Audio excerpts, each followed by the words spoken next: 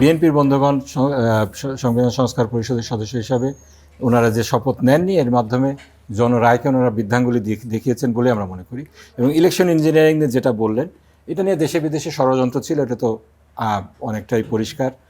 নাজিবুর রহমান মোমেন, আপনার কাছে যে আপনি এই ব্যাপারে কিছু বলতে চান কিনা, যে অভিযোগ নিয়ে, এটা কি নির্বাচনের গ্রহণযোগ্যতা নিয়ে কোনো প্রশ্ন তোলে?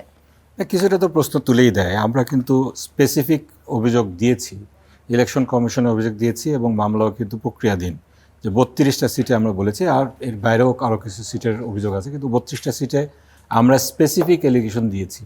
এগুলা একই সাথে শপথ নিয়েছেন এবং অবশ্যই আমরা তো গণতন্ত্রের যে প্রক্রিয়াটা আছে এটাকে তো আমরা ব্যাহত করতে চাই না, কিন্তু যে সমস্ত অনিয়মগুলা হয়েছে, ব্যত্যয়গুলা হয়েছে, এগুলোকে তো অ্যাড্রেস করতে হবে এবং এটা আইনি প্রক্রিয়ায় হতে হবে।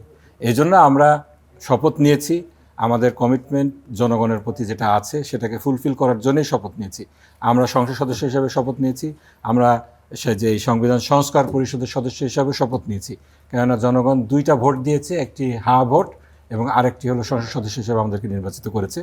বিএনপির বন্ধুগণ সংবিধান সংস্কার পরিষদের সদস্য হিসাবে ওনারা যে শপথ নেননি, এর মাধ্যমে জনরায়কে ওনারা বৃদ্ধাঙ্গুলি দেখিয়েছেন বলে আমরা মনে করি।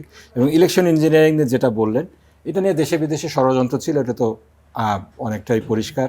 এবং সেক্ষেত্রে আমরা কিছু কিছু যারা উপদেষ্টা ছিলেন তাদের ব্যাপারে স্পেসিফিক্যালি আমরা কথা বলেছিলাম এবং একজন উপদেষ্টা কিন্তু বিএনপির গভর্নমেন্টে যোগ দেওয়ার মাধ্যমে এই যে নির্বাচনটা এবং নির্বাচন যারা করেছেন সেই অ্যাডমিনিস্ট্রেশনকে কিন্তু প্রশ্নবিদ্ধ অলরেডি করে দিয়েছেন।